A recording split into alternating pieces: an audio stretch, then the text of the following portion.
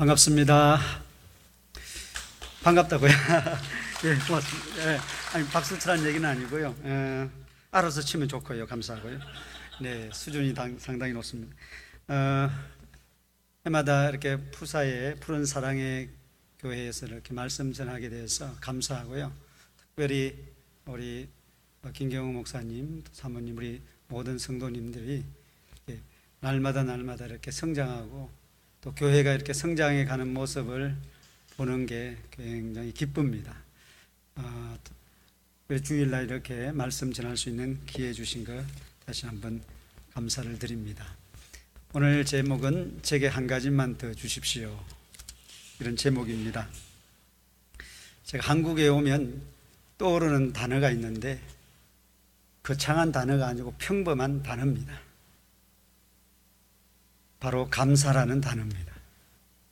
선교지에 있다가 한국에 도착하면 마음속 깊은 곳에서 우러나는 단 하나의 단어를 뽑는다고 하면 감사하다.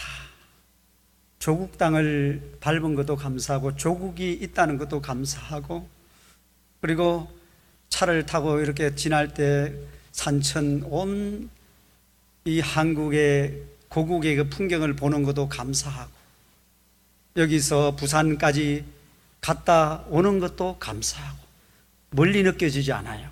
그냥 옆집에 갔다 온 느낌이에요. 인도가 하도 크니까. 남한의 33배입니다. 그러니까 부산에서 이렇게 누구 만나자고 그러면 금방 갈게, 이 정도로 이렇게 다니면서 언제 갔다 오나 생각이 아니라 가는 길 자체가 힐링 로드예요. 보는 것이 감사하고, 또 식사 시간에는 얼마나 감사한지 숟가락과 수저를 주니까 이거 얼마나 감사합니까? 인도에서는 수저를 안 줘요. 필요가 없고, 또 그래서 수저로 이렇게 먹고 그 다음에 젓가락을 이렇게 사용할 수 있는 그 자체가 감사합니다. 내 몸이 기억해요. 이게 한동안 안 써도 이렇게 하면은 기억을 하는 거예요. 너무너무 이렇게 만나는 사람마다 감사하고, 그리고 이게 식당을 가서 감사하고, 처음에 오자마자 저희들이 한 것이 딱 두 가지. 처음에는 재래시장 가가지고 순댓국을 먹었어요. 근데 너무 감사하더라고. 우리 아내하고 한 번 먹고 빤히 쳐다보고 감사, 두 번 먹고 감사. 순댓국 다 먹을 때까지 참 감사가 넘쳤어요. 그리고 다음에 한 것이 사우나, 목욕탕 갔어요. 목욕탕 가는데 그 발걸음이 천국 가는 기분이었어요. 가서 들어가는데 얼마나 좋은지, 내 몸에 때가 참에 그 때를 다 이게 너무 좋았어요. 한 2시간 정도 있었는데 아마도 하수구가 막혔는지 안 하는지 모르겠는데 너무 감사하다. 나오는데 너무 감사하다. 모든 게 당연한 것이 아니라 참 감사하구나. 혹시 여러분의 삶 속에 감사가 사라졌다면 예배 끝나고 저에게 조용히 다가와서 함께 가자고 여러분을 인도하겠습니다. 모든 것이 당연한 것이 아니라 참 감사하구나, 그런 생각을 하게 됩니다. 20세기 초에 영국의 유명한 문학 비평가인, 사회 비평가인 체스턴이라는 사람이 이런 말을 했습니다. 그분의 인생의 좌우명이 뭐냐 하면, 나의 주된 인생관은, 좌우명은 모든 것을 감사함으로 받고 당연한 것으로 여기지 않도록 연습하는 것이다. 당연한 것이 아니라 이게 너무너무 감사한 일이다. 그 감사를 연습하는 거예요. 우리는 어떤 큰 일이 이루어졌을 때만 감사를 표현하는데 그게 아니고, 우리 생활 속에서 자그마한 것이라도, 내가 오늘 이렇게 교회에 나와서 사랑하는 푸사 식구들과 예배드리는 이 간격, 아침에 가족들과 같이 마주보는 그 간격, 그리고 저녁에 가족들과 함께 한 집에서 잠잘 수 있는 그 간격, 그리고 아침에 일어나서 회사 갈 수 있는 것, 내가 움직이는 것, 모든 것들이 한 걸음마다 이것이 당연한 것이 아니라 감사로 받아들여지면 우리 삶의 차원이 달라지는 것입니다. 오늘 여러분 예배를 끝나고 여러분 발걸음마다 감사의 발자국이 되기를 주님의 이름으로 축원합니다. 오늘 성경 말씀에 보면 우리가 너무 잘 아는 내용입니다. 그리고 이 내용을 통해서 우리가 뭘 전달할 것도 이미 알고 있습니다. 그러나 아는 것으로부터 우리가 멈추지 아니하고 그의 삶이 나의 삶이 되고, 그리고 이 한 사람의 감사가 9사람의 감사하지 않는 삶이 아니라 한 사람의 그 감사가 나의 감사로 다가오는 역사가 있기를 바랍니다. 오늘 성경 말씀은 우리가 너무 잘 아는 말씀이에요. 쉽게 말하면 10명의 처절한 고통을 당하고 있는 나병 환자, 문둥병자가 가족으로부터 소외당하고 사회로부터 소외당하고 정말로 네 머리 둘 것 없는 사람들이 외면한 그런 사람들입니다. 여러분, 우리가 살아가면서 가장 힘든 게 뭐냐면 물질이 없는 것이 아니더라고요. 정말 사랑하는 사람끼리 같이 있지 못하는 것, 가족이 같이 있어야 되는데 가족이 떨어져 있거나, 그리고 정말 가족을 사랑해야 되는데 가족끼리 또 친척끼리 서로 등을 돌리고 있는 것, 사회로부터 외면당하는 것, 공동체에서 외면당하는 것, 학교로 말하면 따돌림 당하고 왕따 당하는 것, 사람이 사람을 사랑해야 되는데 그렇지 못하는 것, 이게 정말 힘든 거 아닙니까? 정말 친하게 지냈는데 어느 날 등을 돌리고 어느 날 전화를 했더니 전화를 받지 않는다면 참 그거 힘든 일이거든요. 오늘 여기 10명에 나오는 사람들은 그런 사람들이에요. 친척이 한 사람도 같은 친척이 없어요. 가족이 한 사람도 같은 가족이 없어요. 다 가족으로부터 소외당하고 사회로부터 버림받은 사람들끼리 모여 있는 거예요. 동병상련이죠. 이유는 단 한 가지, 나병 환자 그리고 문둥병에 걸렸다는 이유 한 가지밖에 없는 거예요. 그것 때문에 이들이 공동체 생활을 같이 사는 겁니다. 그러니까 이들에게 있어서 정말 고통스러운 것은 가족으로부터 분리된 것이고, 그 근본 원인은 그들이 문둥병에 걸렸다는 거예요. 누구도 해결할 수 없는 거, 이건 그 당시 사회 제도로 이거 해결할 수 있는 것도 아니고, 명의가 나타나서 해결할 수 있는 것도 아니고, 이것은 그 당시 이런 질병에 걸리면 그 신의 저주라 해서 누구도 이것을 불가능한, 다시 말하면 재생이 불가능한, 인생의 재기가 불가능한 그런 사람들입니다. 그런데 이들이 오늘 성경 말씀에 보니까 일생일대에 만나야 할 분을 본 겁니다. 11절에 보면 예수께서 예루살렘으로 가실 때 사마리아와 갈릴리 사이를 지나가시다가 한 마을에 들어가셨는데 거기에 나병 환자들이 있었던 거예요. 물론 이 사람들이 거기 살았는지 모르지만, 아마도 소식을 듣고 왔는지 모르지만은 예수님을 만날 수 있는 절호의 기회를 잡았다는 것. 여러분, 우리 인생 중에 예수님을 만날 기회, 그리고 예수님이 우리를 찾아오신 그것은 우연이 아니라 하나님의 은혜인 것입니다.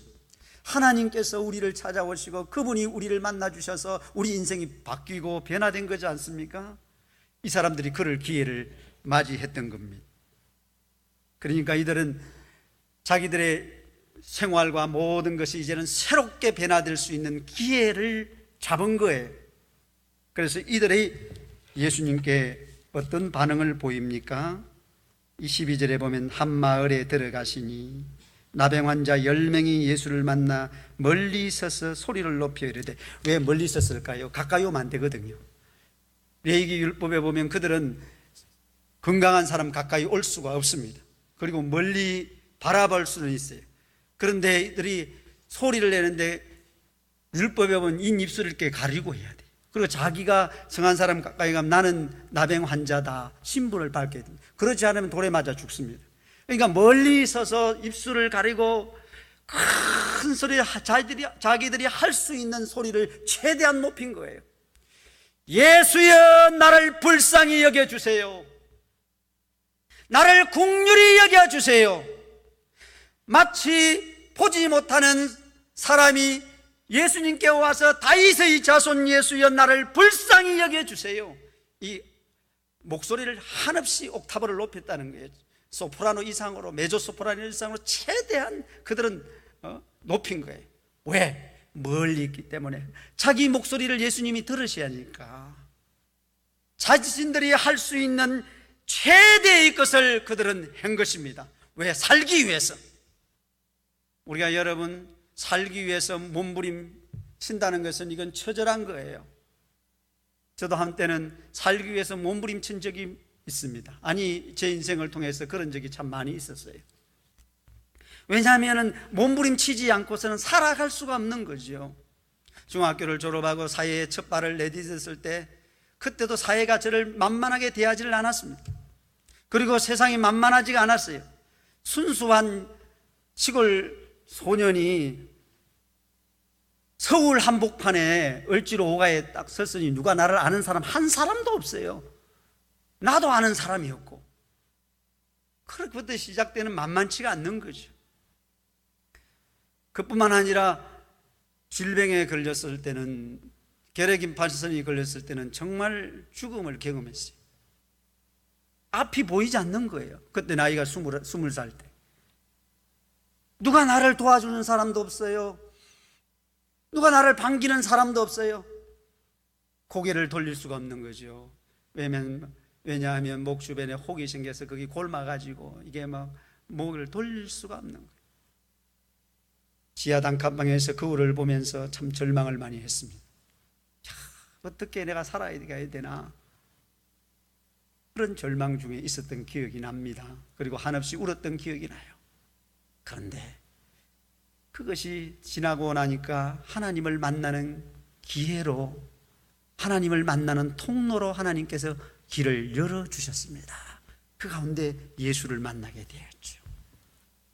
사실 어릴 때부터 저는 예수님을 모르는 사람이에요. 우리 동네는 교회라고 저 멀리 있는 면 소재지에 하나 유일하게 있는데, 그 교회는 1년에 딱 한 번 가는 교회, 제 생각에는 크리스마스 이브 날 한 번 딱 가는 거예요.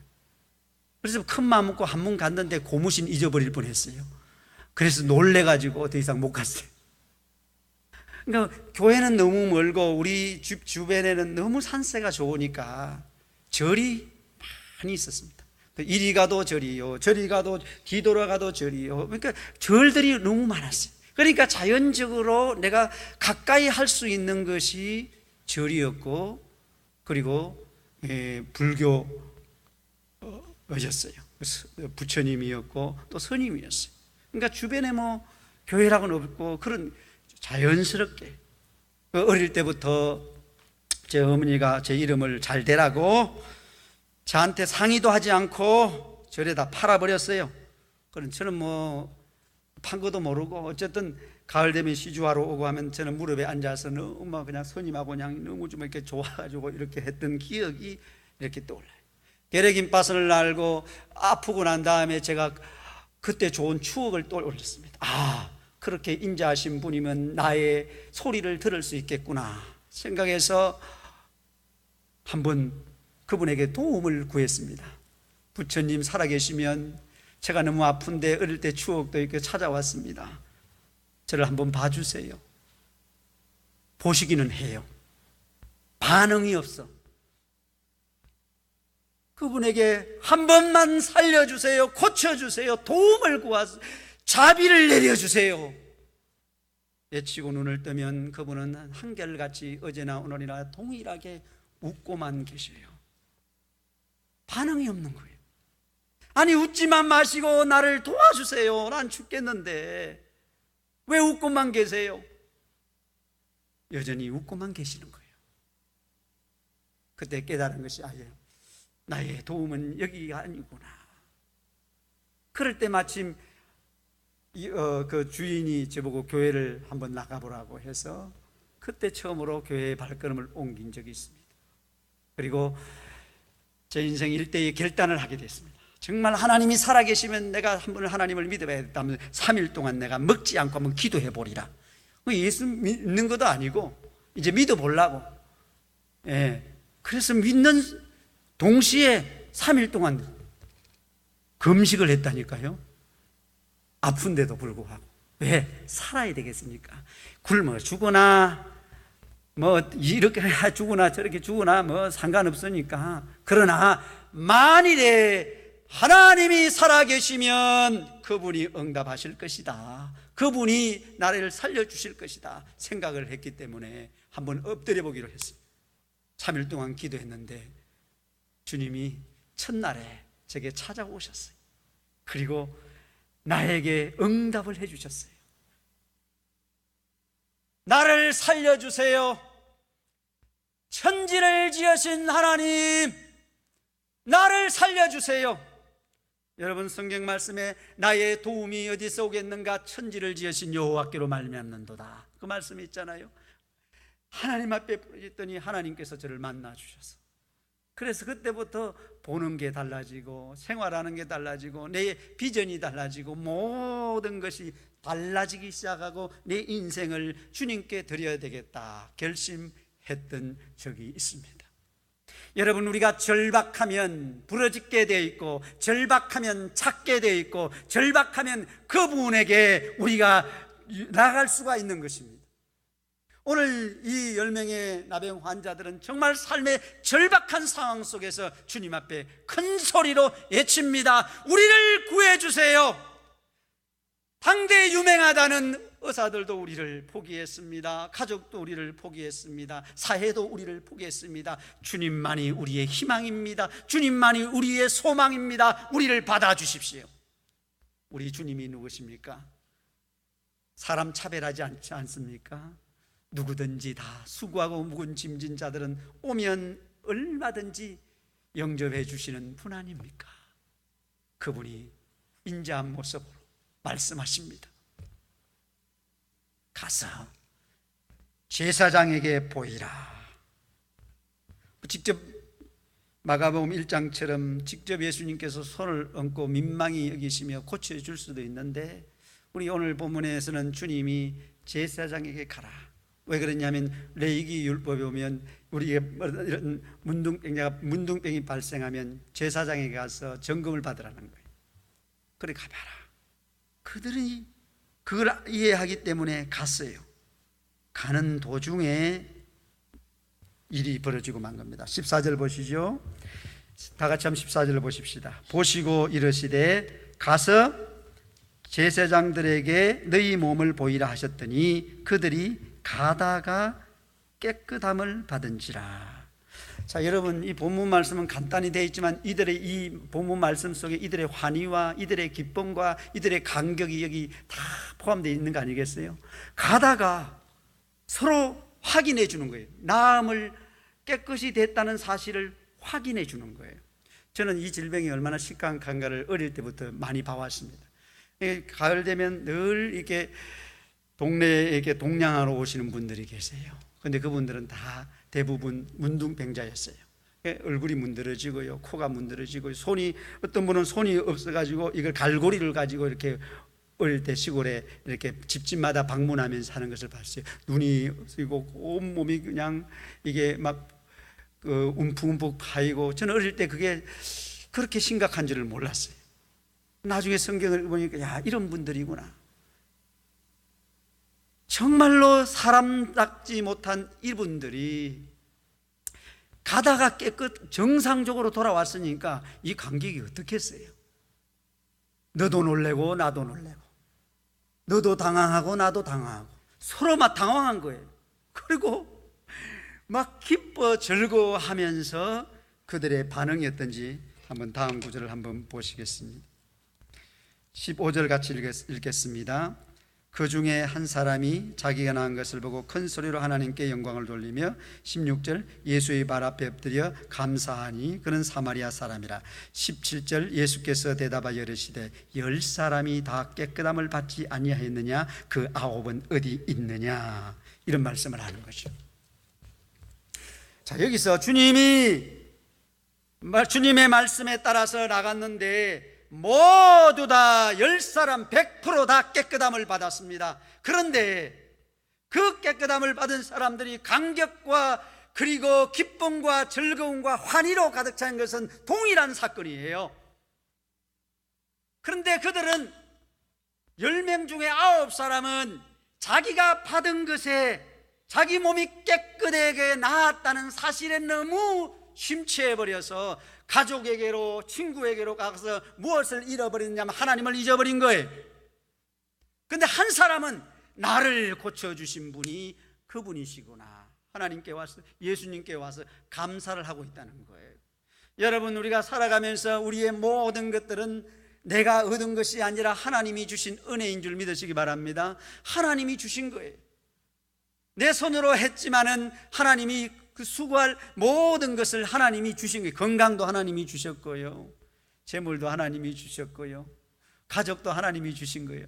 하나님이 주시지 않은 것이 아무것도 없어요. 그런데 우리가 이게 받다 보면은 주신 그분보다 우리가 받는 그것에 더 우리 생각을 집중할 수가 있어요. 그래서 정작 주신 그 하나님을 우리가 잃어버릴 수 있다는 거예요. 여기에 나오는 10명 중에 9명이 그런 현상입니다. 그것은요, 마치 이런 것과 같아요. 아버지가 이렇게 밖에서 어릴 때 자녀들 키울 때 이렇게 밖에서 있잖아요. 갈 때마다 올 때마다 뭘 하나씩 사들고 오잖아요. 그럼 아이들이 너무너무 반가워하는 거예요. 저도 밤늦게 이렇게 올 때 어떤 때는 이렇게 막 사가지고 오면 애들이 너무너무 좋아하는 거예요. 그런데 나중에 정말 아빠를 좋아하는 거 봤더니 어느 날 빈손으로 간 거예요. 그랬더니 애들이 딩동하니까 너무 좋아가지고 아빠 하고 관객에서 나와 보는데 아빠 손을 딱 보니까 빈손이야. 그랬더니 애들이 있잖아요, 반응이 싸늘하더라고. 아빠 이거 뭐 없어, 이런 표정이. 그러니까 애들은 아빠를 사실 기다리기도 했지만 아빠가 가지고 온 손에 들고 있는 뭔가를 기대를 했던 것 같아요. 여러분, 이게 우리가 말이죠, 이게 아빠 자체로 반기는 것보다도 하나님 자체를 우리가 만나고 하나님께 기뻐하고 하나님을 주시는 것에 우리가 너무 관심을 가지면 그분이 오신다는 사실을 잃어버리는 이런 비극을 초래할 수가 있습니다. 사랑하는 성도 여러분, 여러분 가운데 날마다 하나님의 은혜 가운데 나가기를 바랍니다. 오늘 12절과 13절에 보면 우리를 슬프게 하는 말이 있습니다. 15절에 보면 그 중에 하나가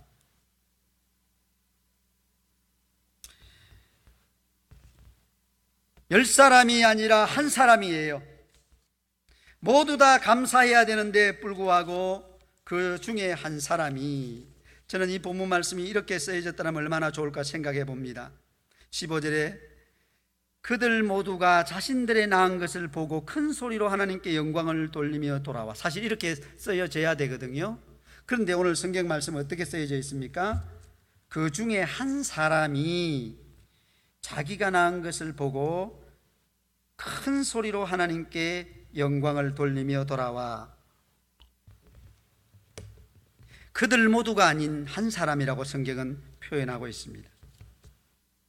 이것이 우리를 어떻게 하면 씁쓸하게 하는지 모르겠어요.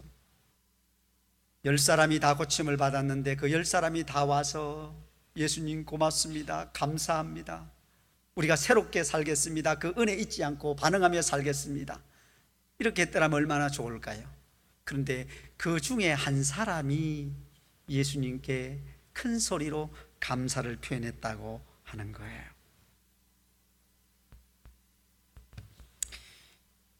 도스토예브스키는 이렇게 인간을 정의했습니다. 인간은 바보가 아닌 한 어처구니 없을 정도로 감사할 줄 모른다. 놀라울 정도로 감사할 줄 모르는 인간, 사실 나는 인간에 대하여 최고의 정의가 감사할 줄 모르는 두 발 달린 동물이라고 생각한다. 그는 그렇게 얘기를 했습니다. 성경에도 비슷한 정의를 내리고 있습니다. 종기에 처하나 깨닫지 못하는 사람은 멸망하는 짐승 같도다. 시편 49편 20절에 그렇게 시편 기자는 말하고 있어요.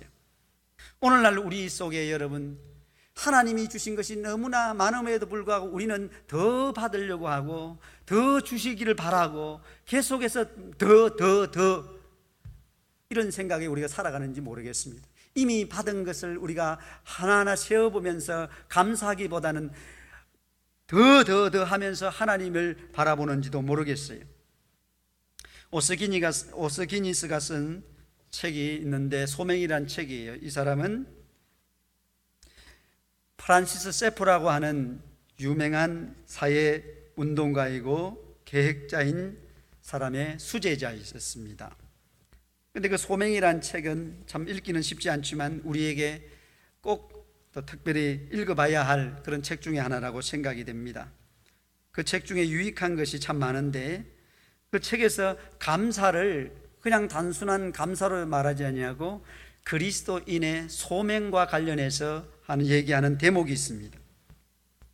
감사와 소명과 무슨 관련이 있는가? 이런 질문을 할 수 있는데 그 질문에 대한 대답으로 그는 이렇게 말합니다. 감사는 그리스도의 십자가에 대한 반응이다. 이렇게 얘기합니다. 다시 말해서 우리의 감사는 하나님이 우리를 위해서 예수님을 보내주시고 그 예수님이 우리를 위해 십자가 매달려 돌아가시는 그 구원의 은혜에 감격하며 반응하는 것이다. 여러분, 우리가 가지고 있는 것보다 또 앞으로 하나님께서 우리에게 주시는 것보다 더 위대한 사실은 십자가 사건이에요. 하나님의 구원의 사건입니다. 그래서 우리는 날마다 그리스도의 십자가를 보면서 우리 마음속에 흘러나오는 한 가지 단어를 기억한다면 그것은 감사가 되어야 될 것입니다. 주님이 내가 죄인이었을 때 그리스도께서 우리를 위하여 죽으심으로 하나님께서 우리에 대한 자기의 사랑을 확정했다고 하는 그 일에 대한 감사, 내가 영원한 질병 가운데서 저주 가운데 죽어야 할 내 신분임에도 불구하고 예수님이 십자가에서 나를 위해 돌아가신 그 사실, 그에 대해서 우리의 반응할 수 있다는 한 가지는 바로 감사하는 거예요. 감사는 그래서 여러분 그냥 단순한 생활 속의 감사 이상을 넘어서 우리의 소명이 되어야 되고 그리스도인의 진정한 반응이 되어야 한다는 것입니다. 또 그는 이런 질문을 하고 있습니다. 당신이 가진 것 중에 받지 않은 것이 무엇입니까? 여기에 한 가지 대답이 이것입니다. 아무것도 없습니다. 왜냐하면 우리 삶 속에 단 한 가지 외에도 모든 좋은 것은 하나님이 은혜로 그저 주었기 때문이라는 것이에요. 우리가 선택받을 자격이 없음에도 불구하고 주님이 우리를 선택해서 구원하는 것, 이 놀라운 사실을 어떻게 우리가 설명할 수 있으며 어떻게 우리가 이것을 우리 힘으로 이뤄냈다고 말할 수가 있겠습니까? 아닙니다. 하나님의 은혜입니다. 그래서 사도 바울은 에베소서 2장 8절 9절에서 너희가 그 은혜로 인하여 믿음으로 말미암아 구원을 얻었나니 이것이 너희에게서 난 것이 아니라 하나님의 선물이라, 이렇게 표현하는 거죠. 그 달리 표현할 수 있는 방법이 없기 때문에 그래요. 하나님께서 우리에게 주신 것이 너무 많은데 우리가 너무 많은 것을 받았음에도 어찌 보면 10사람 중에 9명의 사람처럼 살아가는지도 모르겠어요. 하나님이 주신 걸 하나님께 영광 돌리지 아니하고 하나님께 리스판스 반응하지 아니하고 그저 내 기분에 심취해서 그냥 주님을 잊어버리고 사는 사람들이 얼마나 많이 있습니까? 우리가 오늘날 물질도 우리가 많아졌고 또 누리는 것도 과거 어느 때보다 더 많아졌고 모든 것이 과거보다 더 뛰어나고 위대하고 많아진 것이 사실입니다. 그런데 우리에게 있어서 부족한 한 가지가 있다면 우리 마음에 감사하는 마음일 것입니다. 미국의 16대 대통령 아브라함 링컨은 감사할 줄 모르는 시대를 놓고 그 당시 미국 국민들에게 이렇게 말한 적이 있습니다.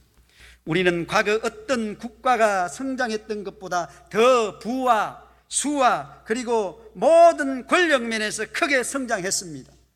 그러나 우리는 하나님을 잊어버렸습니다. 얼마나 비극입니까? 여러분, 이 시대가 여러분 잘 산다고 해서 여러분 하나님을 더 기억합니까? 거꾸로 가는 겁니다.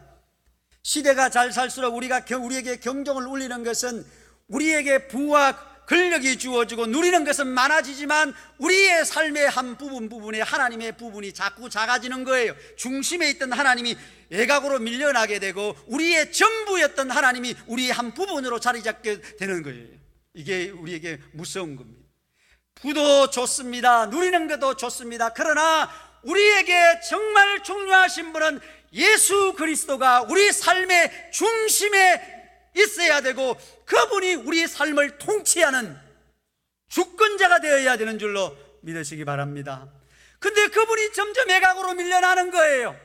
부가 우리를 자리 잡고 럭셔리한 모든 생활 조건이 우리를 컨트롤해서 우리 마음이 점점 죽게로 가는 것보다는 향락으로 치닫고 쾌락으로 치닫고 더 많이 즐기자, 더 많이 누리자는 방식으로 가는 것, 이게 오늘날 우리가 문제입니다. 이렇게 되면 여러분 결국은 어떻게 될까요? 교회는 비어지게 되고 여러분 사람들의 생활은 나아진지 모르지만 마음속에 감사가 없기 때문에 점점점 메마른 시대가 되어버리고 말해서 결국은 은혜 없는 삶이 반복이 되는 거예요. 오늘 이런 시대에 우리는 다시 한번 한 사람의 이 문둥병자처럼 주께로 돌아오는 역사가 있어서 그 표현을 주님께로 들려서 영광을 돌려야 되는 줄 믿으시기 바랍니다.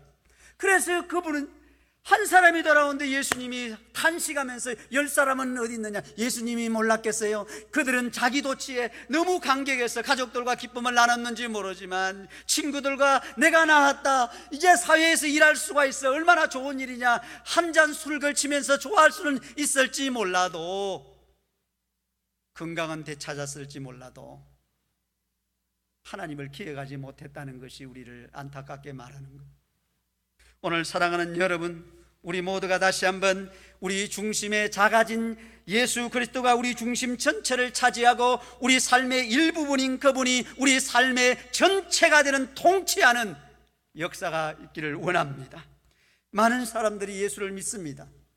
그렇지 않습니까? 예수 믿는 건 너무나 행복한 일이고 즐거운 일인 건 맞아요. 그러나 여러분, 예수는 우리 주변인이 아닙니다. 예수님은 그저 우리 삶을 좀 더 잘 살도록 도와주는 그런 분 이상이에요. 예수님은 그저 우리가 좀 더 나은 생활로 인도하는 그런 인도자 이상이에요. 우리 삶의 주인이십니다. 그분이 내가 안에 살고 내가 그분 안에 사는 신앙을 우리가 회복해야 되는 것입니다. 사도 바울의 고백이 우리가 새롭게 해야 되는데, 내가 그리스도와 함께 십자가에 못 박혔나니 이제 내가 사는 것이 아니라 내 안에 그리스도께서 사신 것이라. 내가 이제 육체 가운데 사는 것은 그를 믿는, 하나님의 아들을 믿는 믿음 안에 사는 것이라. 이전 것은 지나갔으니 보라 새 것이 또 어떠다. 누구든지 그리스도를 위해서 살면 더 이상 나를 위해 살지 않냐고 주님을 위해서 살려고 하는 몸부림, 그리고 우리의 시선이 주변을 향하는 것이 아니라 그 시선을 끊임없이 주님께로 고정시키는 작업, 저는 신앙을 그렇게 정의하고 싶어요. 끊임없이 우리 시선을 주님께 고정시키는 작업이다, 훈련이다, 그렇게. 왜냐하면 우리 눈과 귀를 빼앗는 것들이 이 세상에 너무 많잖아요. 그렇잖아요. 그런 것으로부터 끊임없이 Fix your eye on Jesus, 예수님께 끊임없이 우리 시선을 고정시키는 거예요. 히브리서 12장 3절 말씀처럼 경주하는 사람들이, 달리게 하는 사람은 오직 목표를 향해서 달려가는 것처럼 우리가 신앙생활 하면서 끊임없이 주변에 다 구경하면서 이것저것 다 하면서 할 수가 없는 거예요. 주님을 바라보면서 그분을 향해서 달려가는 거죠. 그 우리 신앙생활. 그런 모든 것이 우리가 되려면은 우리의 시선을 그분께 향하고, 야, 우리가 누리는 게 참 보통 일이 아니구나, 감사하는 일이구나. 여러분, 지난 4월 16일 날 우리가 참 엄청난 어려움을 겪지 않았습니까? 그 이후로 사람들의 반응이 달라진 것이 있다면, 야, 가족들이 서로 볼 수 있는 게 이게 보통이 아니구나, 너무너무 큰 은혜구나, 당연한 것이 아니구나, 마주하면서 같이 밥을 먹을 수 있고 어제 봤던 사람 오늘 보는 게 당연한 것이 아니라 이게 참 보통 일이 아니구나, 감사할 일이구나. 여러분, 한 교회에서 이렇게 신앙생활하는 게 이게 보통 일입니까? 이건 기적 중에 기적이에요. 전 세계 인구가 65억을 넘었다고 그러지 않습니까? 인도 인구만 해도요 12억이에요. 제가 여러분 인도에 간 지 7년 차 되는데 12억 인구를 다 못 만났어요. 아직요. 앞으로도 못 만날 거예요. 네? 아니 12억은 둘째치고 1억도 못 만났어요. 100만 명도 못 만났어요. 평생을 살면서 우리가 그 사람을 다 만날 수도 없어요. 여러분, 서울 인구가 1000만이 넘는다고 그러잖아요. 1200만 되나요? 서울 인구 다 만나보시고 오늘 이 자리에 앉아 계신 분 있나요? 그래도 서울 시민입니까? 우리 다 만날 수가 없어요, 여러분. 그런데 그 많은 사람들 중에 우리가 한 자리에서, 한 장소에서 예배 드리는 거, 이게 보통 기적입니까, 여러분? 태평양에 여러분 물고기가 몇 마리인 줄 아십니까? 그것도 모르고 여러분 생선 회를 드십니까? 몰라요, 우리는. 그런데 여러분, 우리가 어쩌면 그보다 더 수많은 사람들 중에 함께 옆에 앉아서 예배드리고 같은 교회에서 같은 목사님과 신앙생활하고 성도들 신앙하는 이게 보통 일이 아니라, 당연한 일이 아니라 기적 중에 기적입니다. 아멘. 기적 중에 기적이라고 그러니까 별로 안 놀라시는데 한번 옆 사람 한번 보십시오. 이런 분들 어디 가서 만나겠어요? 한번 보세요, 옆 사람. 예? 얘기하십시오. 당신을 만난 건 기적 중에 기적입니다. 예? 벌로 받던 거 용서해 주세요. 당연하게 여겼던 거 용서해 주세요. 아니에요. 예. 정말 기적 중에 기적이에요. 예? 매일 만나는 게 여러분 이게 당연한 게 아닙니다. 정말 감사한 일이에요. 아멘. 예? 하나님이 여러분 우리에게 주신 것이 너무 많아요. 저는 한국에 오면요 너무 감사한 거예요. 차를 타고 가면요, 이렇게 스무스하게 달릴 수가 있나? 참 다 이렇게 정신이 되어. 여기 와서 역주행한 사람 한 사람도 못 봤어요. 역주행하면 안 되나요? 인도에는 돼요. 역주행도 가능한 나라예요. 깜짝깜짝 놀랍니다. 아니 분명히 이쪽으로 일병통항인 줄 갔는데 상대방이 오면 나도 놀래고 그 사람들 안 놀래요. 당연한 것으로 여기는 거야. 그래, 내가 놀라는 내가 민망해. 그래도 당황하지 않고 이렇게 운전을 하려고 그러는데 이 여운이 이게 쉽지가 않아요. 운전을 가려고 하는데 갑자기 또 개가 그냥 지나가서 그냥 개 이렇게 지나가면 또 욕이 나려고 그냥 이 새끼가 지나가니 그냥 막 이런 사람. 아니 그러다가 소는요 더 가관이에요. 개는 그래도 빨리 지나가게 해서 소는요 버티고 있는 거예요. 버티고 있으면 뭐 달리 방법이 없는 거예요. 소기에 경혈기 있다는 말이 있잖아요. 빵빵 눌러도요 소는 들은 채 만채야. 들리지도 않나 봐요. 그대로 버티고 있는 거예요. 기다릴 수밖에 없는 거죠. 답답합니다. 답답해요. 그리고 한국에 운전하면요, 이야 정말 주님 천국이 가깝습니다. 너무너무 좋은 거야. 그래 너무 쉬워요. 어디 운전만 그렇습니까? 사연사, 환경 모든 것이 다 너무너무 좋아요. 그래서 제 마음속에 감사가 절로 나오는 거예요. 감사합니다. 감사합니다. 네. 공항에 딱 들어오면 여러분 내가 한국 사람이라는 게 얼마나 감사한지 몰라요. 여기서 인도를 가면요 참 또 가야 되는구나. 사람들이 여기 오면요 제일 처음에 묻는 말이 언제 오셨어요? 언제 가요? 제발 묻지 마세요. 여러분 묻지 않아도 갑니다. 네? 언제 가냐고 맨날 물어봐. 아니 그 알으면 뭐 할 거예요? 공항에 나올 거예요? 한 사람도 그런 사람 못 봤어요.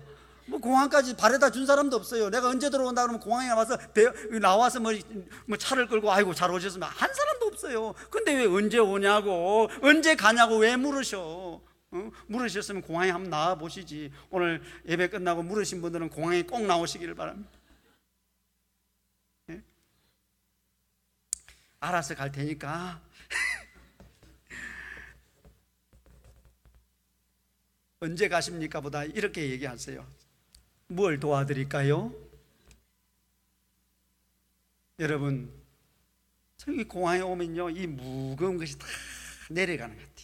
무거운 짐. 그러니까 오면 너무 기분이 좋아요. 공항에 들어갈 때. 근데 인도 공항에 들어가려고 하면 마음이 답답해요. 왜냐하면 피부가 서로 다르니까 이 사람들이 꼬치꼬치 물어봐. 좀 안 물어보면 좋은데 여기서 뭐 하시죠? 이런 거 참 물어봐. 얼마나 동안 있죠? 전에 인도에 오신 적 있나요? 비자가 이건데 나이가 많이 들어 보이는데 학생 비자네요? 막 꼬치꼬치 물어봐. 안 물어보면 좋은데. 여러분 기도할 때 공항에 들어가면 인도 사람이 저를 보고 그냥 통과시키는 은혜가 있기를 기도해 주세요. 안 물어보면 좋겠어. 그 스트레스가 얼마나 큰지. 그러니까 대답 제대로 못하잖아요. 잠깐 이쪽으로 나오시죠. 이러면 스트레스가 와요. 근데 한국에 오면 싹 웃으시면서 그냥 어서 오시라고 하는 것 같아. 그냥 차가만 탁 보여주면 너무너무 쉽게 나오는 거야. 너무 감사. 이 갈 때는 우리가 짐을 많이 가져가잖아요. 애들 과자도 좀 가져가야 되고 뭐 좀 가져가야 되는 뭐 어떤 사람 막 보면서 이 안에 뭐 들었어요? 또 열어보네 그냥. 열어보지 마. 봐도 한글 모르잖아. 그럼 뭐 하나 얻을까 싶어서 그러는지 몰라도. 예? 근데 한국 여기 오면 너무 좋아.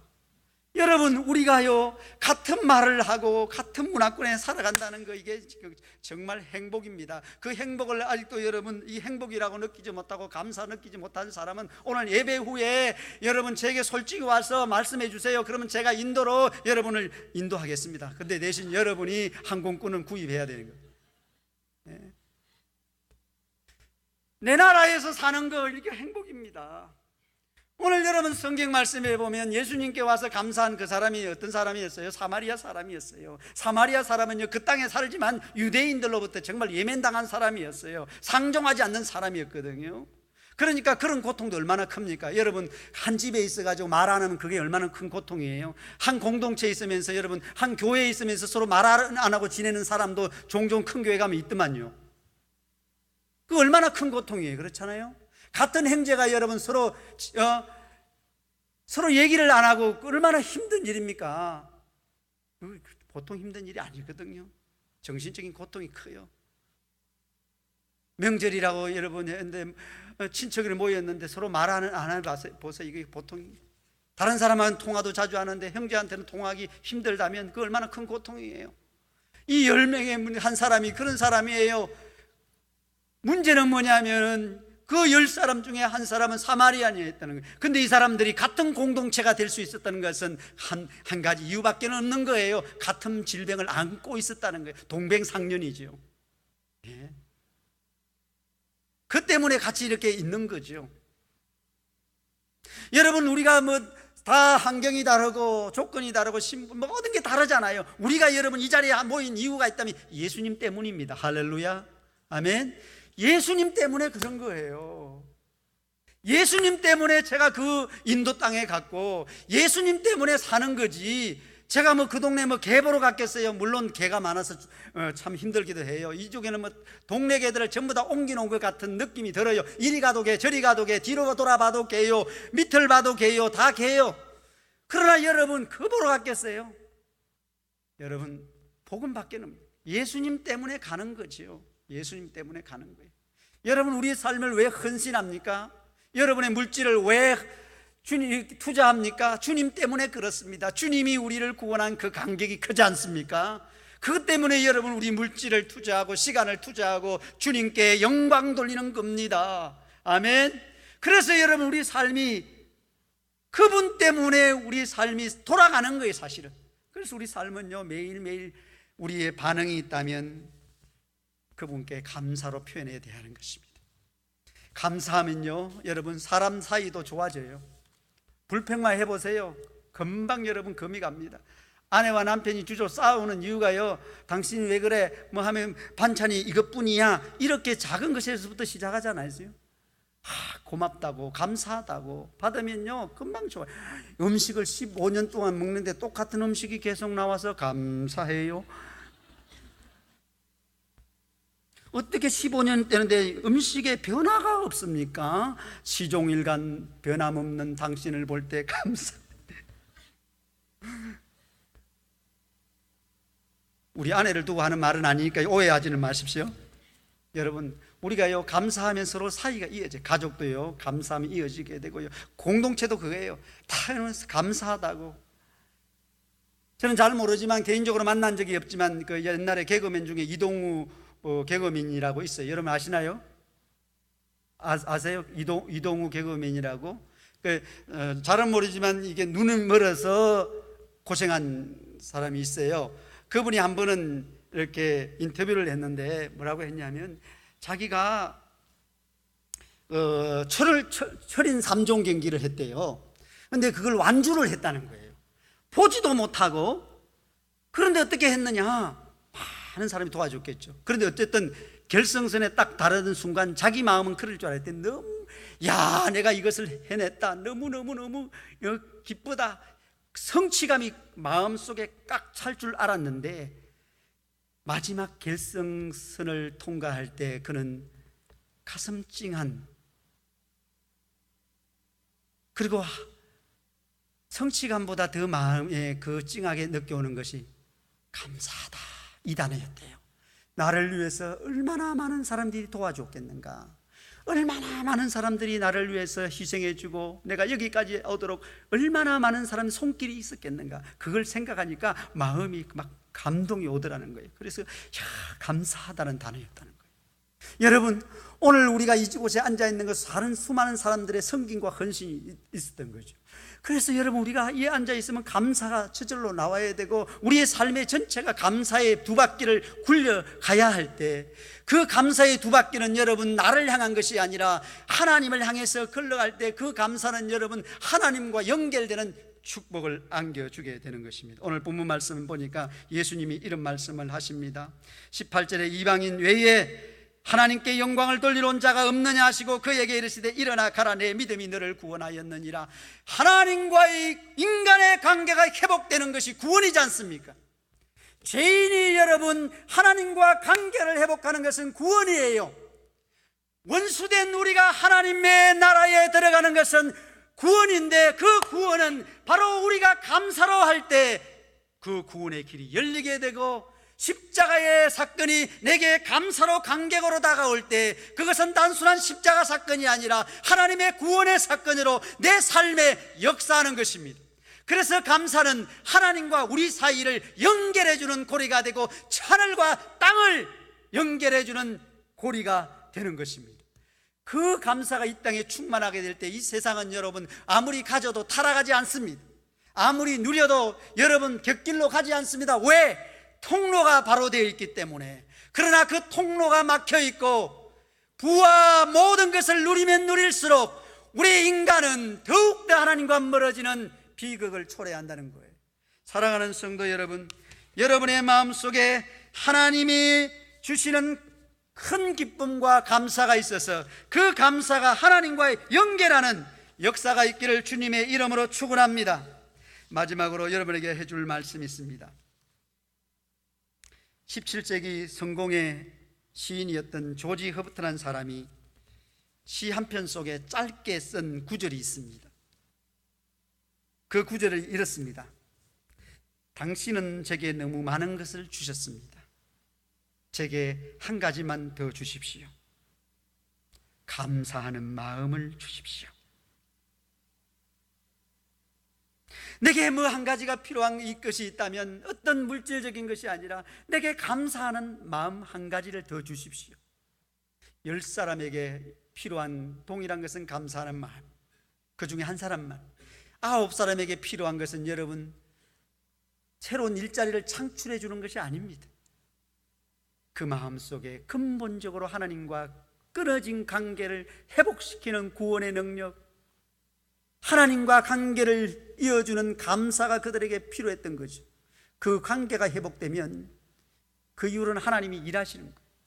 사랑하는 여러분, 우리의 주변의 모든 것들 감사의 줄이 끊어지지 아니하고 하나님과 연결될 때 하나님께서 여러분의 삶 속에 감사가 넘치는, 그리하여 하나님께 영광을 돌리는 삶이 될 줄로 믿습니다.